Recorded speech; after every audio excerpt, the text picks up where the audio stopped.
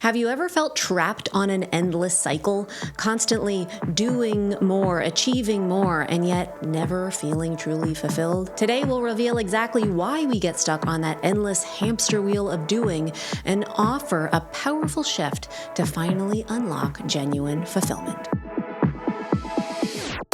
You're listening to Relish, the podcast for people ready to stop chasing self-improvement and start savoring their lives. If you're tired of the hamster wheel of healing and hungry for more joy, presence, and meaning, you're in the right place. Welcome back to Relish. I'm Alyssia, and it is our third week together. I'm excited to kick things off with a fun, powerful, quick bite that introduces a life-changing framework. Today's brief episode lays the groundwork, and then on Wednesday, we're going to dive in even deeper, exploring experientially and practically, and we're going to even talk a little bit about some fascinating neuroscience. I first learned about the framework I'm going to talk about today years ago at my Hoffman process. This is not original to them, but they do teach it brilliantly. And a quick note for my fellow visual learners. So today's episode is going to introduce a word-based framework.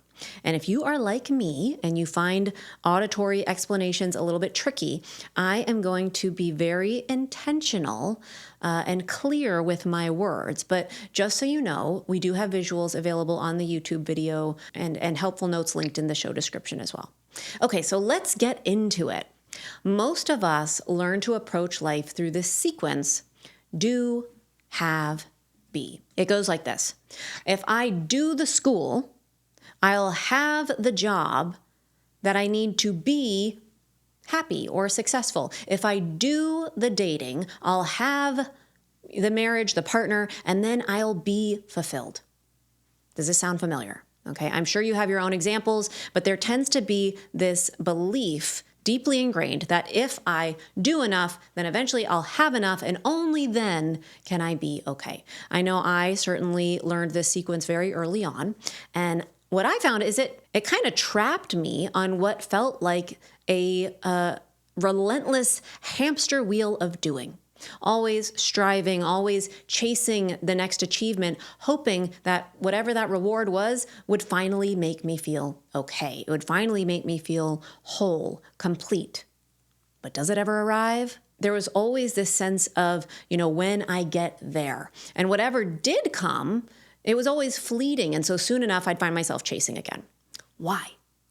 Because what we're really after is the feeling, happiness, peace, fulfillment. But this model of do, have, be puts the feeling last. It makes our happiness dependent on something external. Money, success, approval, relationships. It makes it conditional on something we have to do and something outside of ourselves. It's so disempowering because it means we can't feel good until we have achieved or received something external. And that ultimately means living through scarcity because I don't have whatever it is I need right now. It also reinforces this harmful subconscious message that we're not enough as we are right now. And I have found personally, it also keeps me with my mind and my intellect kind of running my life instead of being able to lead with my heart and my truth. Does this resonate? Have you been stuck in this cycle, or is it just me? This was a mind-blowing shift for me. I realized I was living as a human doing instead of a human being. Wait, what? It's like a switch flipped. I'm a human being. So how do we step off the hamster wheel? Instead of waiting for the be, we have to start with it. Okay, so visual learners, stay with me here. Instead of living through do, have, be, we need to move the be from the end to the beginning. From do, have, be, we shift to be, do, have. You are a human being. You start with the being, not the doing. Whoa. Okay, and then I was really on this mission to understand, what does it actually mean to be? That kind of became my mission in life. It's actually what led me deeper into all my practices: meditation, personal growth, mindfulness. And I think maybe each of us has to kind of find our own answer to this, but here's what I've discovered. Being is about presence. It's about showing up authentically as the person that I am right now, guided by my inner wisdom, my truth, my light. And it's about embodying curiosity and openness and compassion and kindness, these natural states, not from a place of striving, but from genuine alignment with my truest self. When I approach life from a place of being first, then the doing flows naturally from that authentic presence. And then I'm naturally going to have outcomes that reflect that alignment.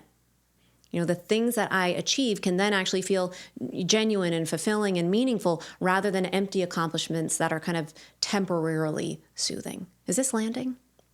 Now, I have found that starting with being, it's really changed my relationship to my life. Now, on Wednesday, in our full entree episode this week, we're going to dive deeper into practical ways to apply this framework.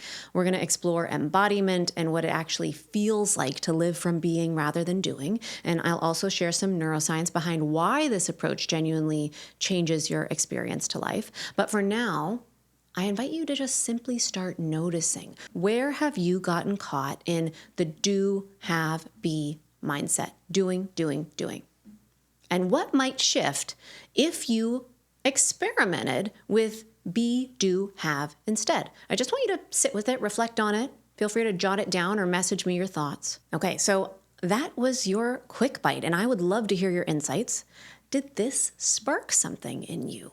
So comment here or find me on socials, DM me at Alyssia Sheikh. I want to give another quick shout out to the Hoffman Process. I mentioned previously that I am a Hoffman Process teacher as well. And while this podcast isn't affiliated, I do hope you'll check it out. I've linked it in the notes. If this quick bite resonated, please follow, subscribe, rate us 5 stars. It genuinely helps grow the community so that more people can hopefully step off that hamster wheel together. And consider sharing this episode with someone else who might need this powerful shift in perspective. Don't forget to join me again Wednesday for our deeper dive. And until then, remember, you are a human being, not a human doing. Relish your beautiful life exactly as you are right now. Thank you for being here. I appreciate you. I'll see you soon.